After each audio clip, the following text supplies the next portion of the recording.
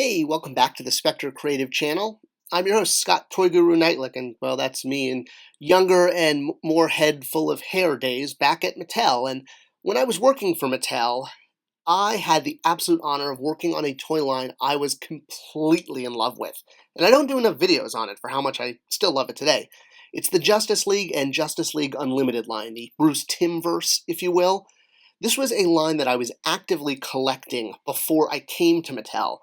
And getting to brand manage it, to say it was a dream come true and a huge honor, was going lightly. And I can't thank Mattel enough, honestly, for giving me the opportunity to do this.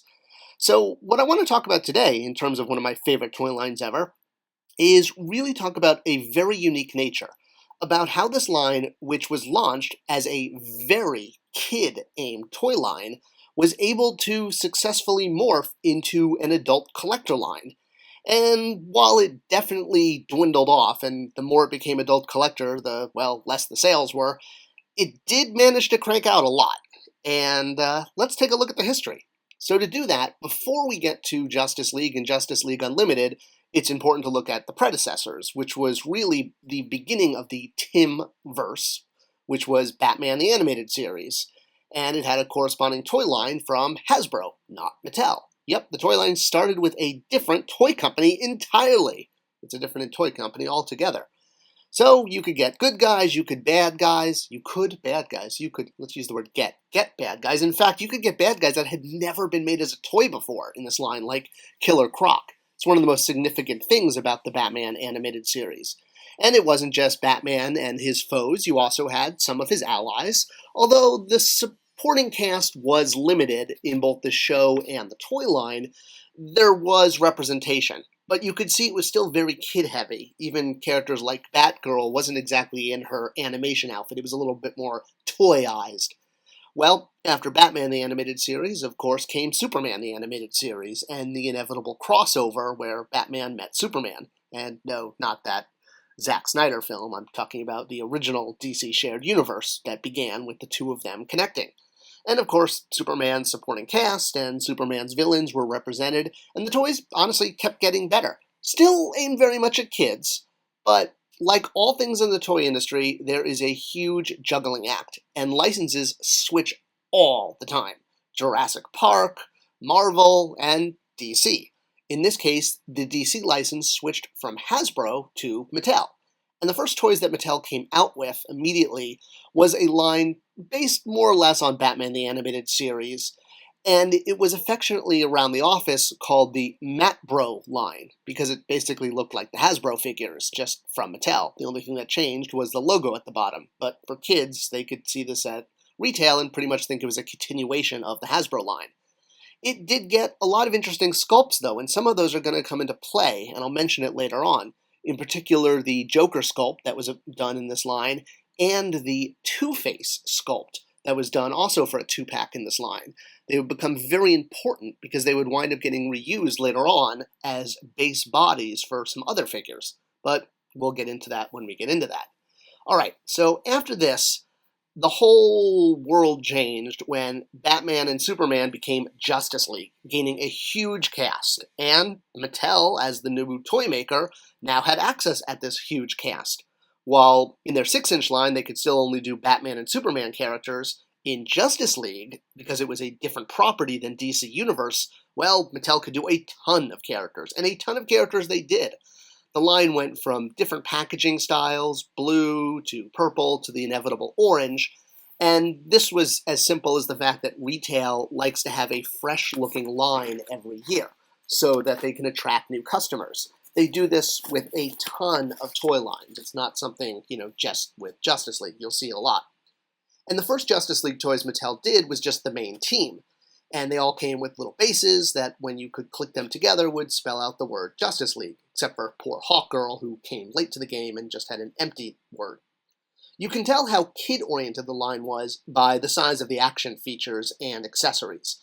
They all had giant snap-on parts, they all had projectiles and all sorts of things, pop out wings. There were basic figures, but the deluxe figures were the bread and butter of the line, and you can see how kid-focused it was. I mean, it was Batman after Batman after Batman after Batman, because he sells really well, and he's a very gadget-oriented superhero. So yes, very, very kid-oriented. One of the first collector-ish figures, though, did appear in the blue carded series, which was Ultra Humanite. This was one of the very first fully sculpted villain figures. He did come with the token projectile launcher for the kiddies, but collectors started to take notice. And especially when the line became Justice League Unlimited and the character selection started increasing, collectors really started to take notice. Mattel absolutely dove into this full speed ahead and started issuing 3-packs, usually always paired with a main A-list hero like Batman, but it was a way to get those third-tier heroes like Booster Gold, even though he is a first-tier hero for me. And when every pack had Batman, they always had sort of a recognizable hero. The same thing when they extended to 6-packs, where you would get giant gorillas, Lex Luthor, and the Joker paired with Superman, Batman, and the Flash. Of course, collectors were so ecstatic to get things like Gorilla Grodd or Doomsday, but all of the main characters were still there and recognizable for moms and kids, which was important. Well, the first big change to happen was when Mattel in 2007, 2008 got the major license for all of DC, not just in the Justice League scale, but for the DC universe proper.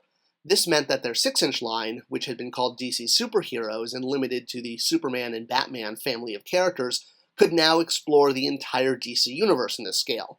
So additional heroes and villains no longer had to be limited to the animated Justice League look, but Mattel could focus on 6-inch and really growing that.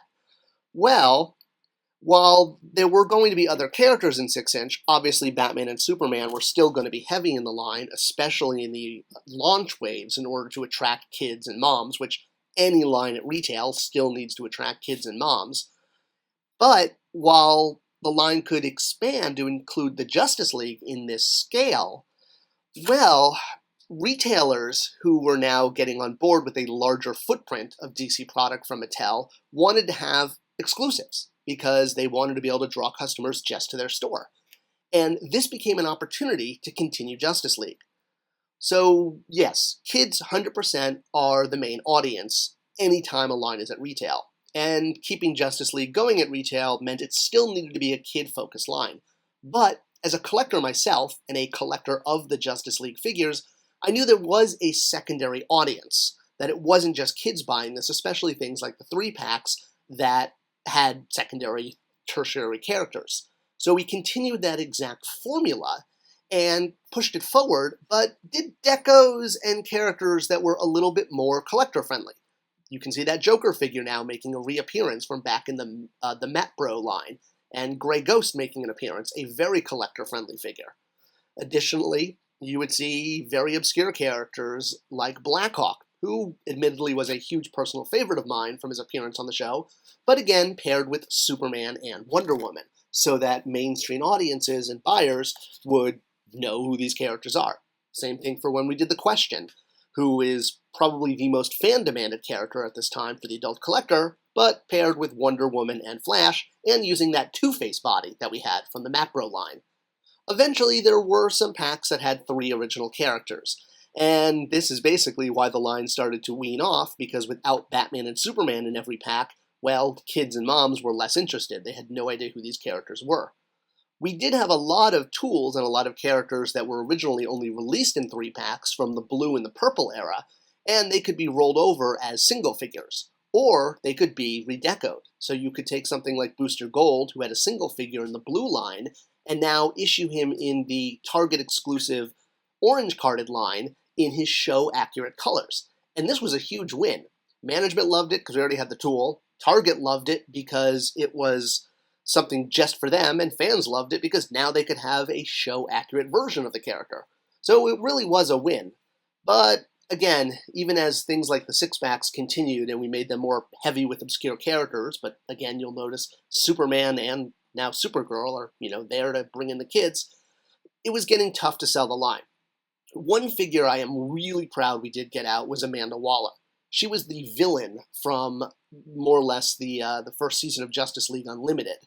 And while she winds up eventually helping the League when she realizes Lex Luthor has betrayed her, she spends most of the season hunting them down as a government liaison, shall we say, and is essentially the adversary to the League. I really wanted to get her in the line, and we were looking at a few different ways. Could we make her maybe more aggressive, give her a projectile launcher? She does pick up quite a lot of cool futuristic weapons in the show. Maybe even make her a deluxe figure and give her a giant gun from the show.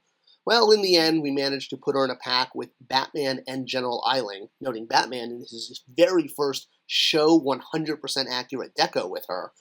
And that was a huge victory, was getting her in a mainline 3-pack. So everyone was happy, right? Target, Mattel, kids, collectors, we're all getting more JLU until we're not happy.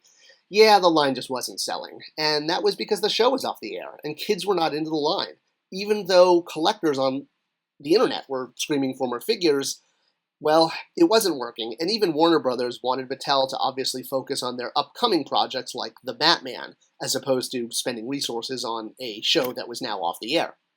Well, we did have plans to keep JLU going beyond what it did at Target, and there were full lines worked out for 2010 and 2011, and some of these figures did wind up getting released. There was going to be a 6-pack themed for Apocalypse with Calabac and Parademons and Dark Lord, who wound up on Matty Collector as 2-packs.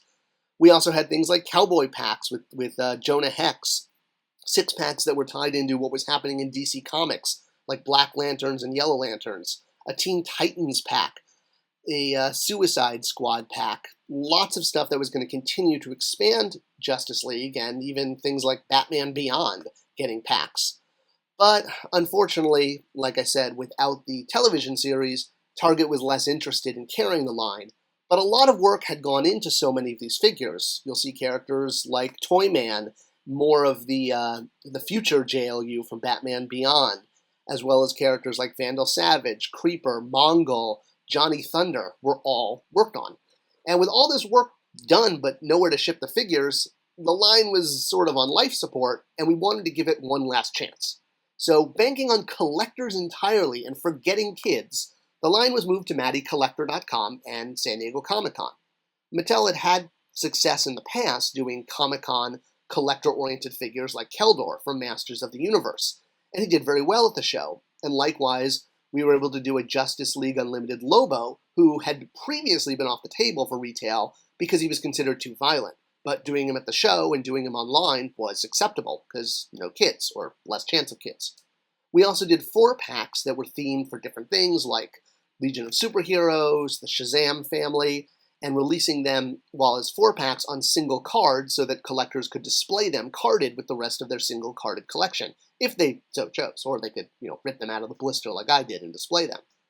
Again, looking back at the 2011 plans, you'll see that a lot of the figures that we had been, no pun intended, tooling around with, not yet tooled, meaning not molded, but at least planned, did wind up in a lot of these Matty packs because work had been done. And when work is done on something, you like to see it released, very much like how Iron Jaw became Trapjaw in Masters of the Universe in 1983, because all that work had been done on the previous figure.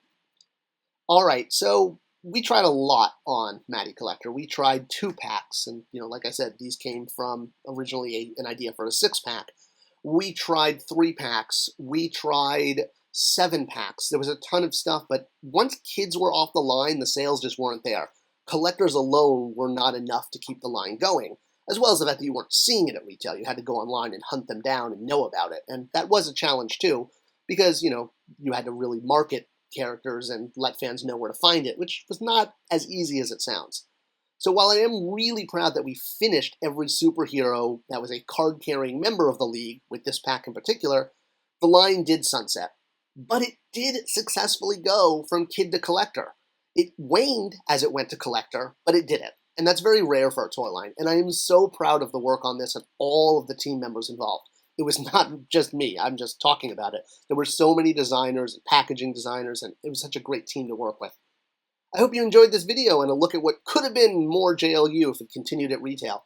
Do share this video and give it a subscription and a like. I comment back to all comments. Thanks for watching, and I'll see you next time.